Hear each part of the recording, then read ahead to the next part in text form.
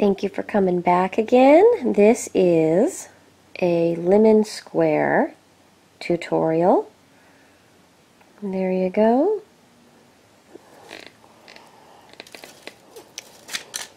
So, basically, the lemon square crust is the same crust as, that's my toaster oven, sorry guys. My lemon square crust is the same crust as the Napoleons that we just did, but it is basically around half and half, white and beige. The actual color is Ecru from Primo, and then you use a lot of translucent. And the lemon color is a little bit of yellow to a lot of translucent. So, I rolled the lemon color out, the thickest setting on the pasta roller, and I am going to make a little square. This is basically the size that you want your little lemon square to be, maybe a tiny, tiny bit bigger, because you will be wanting to trim the sides. So, just making a nice little square. Then I'm going to double the thickness of the lemon. I squish them together a little bit. Then I'm putting the lemon onto my crust color. The crust color is also the thickest setting on the pasta roller.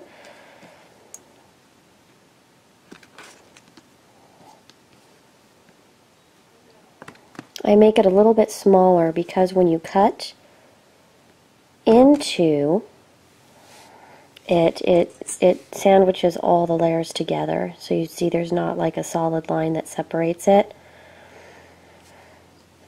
So there we go.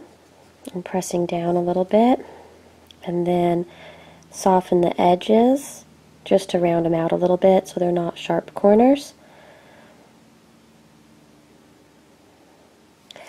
For texturing the actual lemon bar side, I use a toothbrush and I brush it along. I put a few dots in there, but I sweep it along the edge a little bit, kind of like how I like to texture ice cream most of the time. So that gives us the texture for the lemon bar. For the crust, I'm going to do a mixture of the cake and the pastry. So pastries I usually like to have long lines, so I run a needle tool, or in my case I like using safety pins.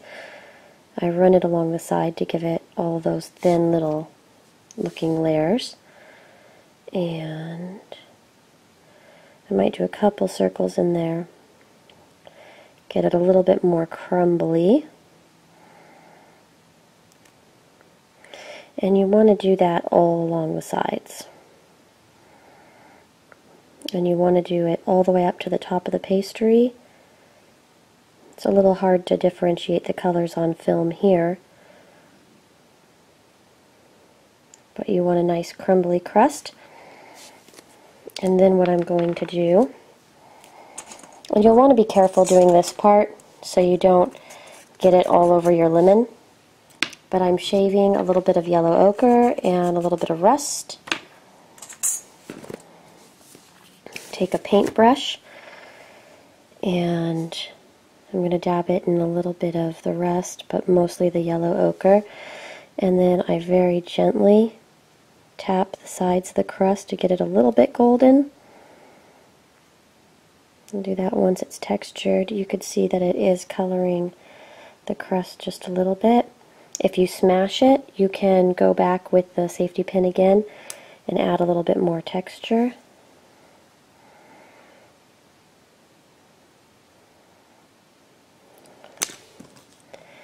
I do actually want to bake this one and not throw it away, so I'm going to texture the other side here. You can fast forward if you don't want to see me texturing an extra two sides, because it is going to add a little bit of length here. I'll try to do it a little bit faster. So this way I may end up selling this one in the shop, and the other one I don't know if I'm going to do a full batch of lemon squares, but I wanted to show you guys for our bakery theme.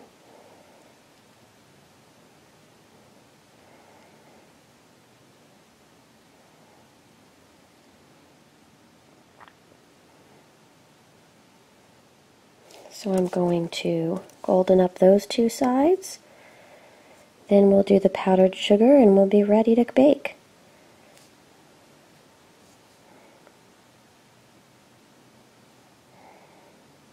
My finger's in a position where it wants to wiggle.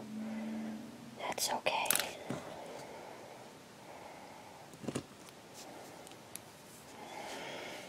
Maybe it was too much coffee this morning. But I'll add a little bit more texture since we smushed it down a little bit. Plus I like having more than one tone in there.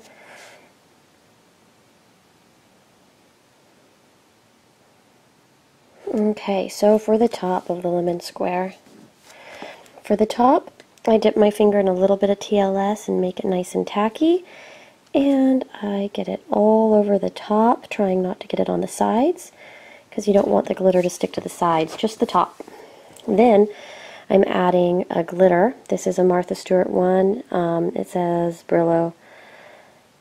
I cannot pronounce that, sorry guys, but it's Carrera Marble Glitter, and it's the Martha Stewart brand.